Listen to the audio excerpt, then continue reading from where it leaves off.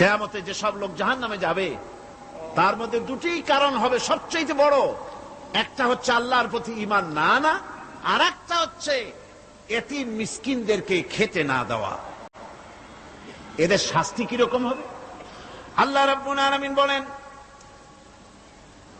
যারা এতিম মিসকিনদেরকে খেতে দিবে না, গলায় ধাক্কা দিবে, তাদের সঙ্গে দুর্ব্যবহার করবে, আল্লাহ পাক বলেন তাদের অবস্থা কি হবে শোনো। খুযূহু ফাগুল্লুহু সুম্মাল জাহিমা সাল্লুহু। বলা হবে ধরো এই লোকটারে, ধরো আর তাকে তার গলায় ফাঁস লাগাও, তাকে জাহান্নামে নিক্ষেপ করো। নাউযুবিল্লাহি মিন যালিক। আর এরপরে তাকে 70 হাত 70 গজ শিকল দিয়ে তাকে বেঁধে ফেলো, তাকে জাহান্নামে নিক্ষেপ করো। কারণটা কি? কারণ হলো ইন্নাহু কানা লা ইউমিনু বিল্লাহিল আযীম ওয়া লা ইয়াহুদ্দু আলা তুআমিল মিসকিন।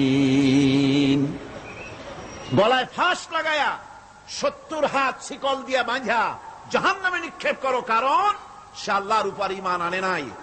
আর এতিমদেরকে মিসকিনদেরকে খাবারের ব্যাপারে পরস্পরকে উৎসাহিত করে নাই, নিজেও খাওয়ায় নাই, আরো একজনকে উৎসাহিতও করে নাই।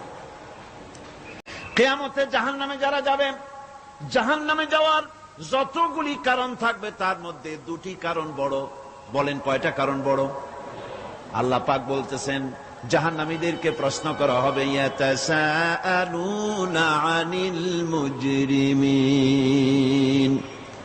মা সালাকাকুম ফি সাকার।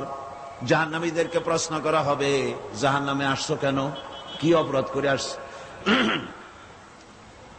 ক্বালু লাম নাকু মিনাল মুসাল্লিন ওয়া লাম নাকু নুতঈমুল মিসকিন।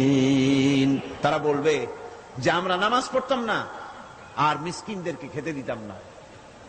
কত বড় মারাত্মক অপরাধ লক্ষ্য করুন।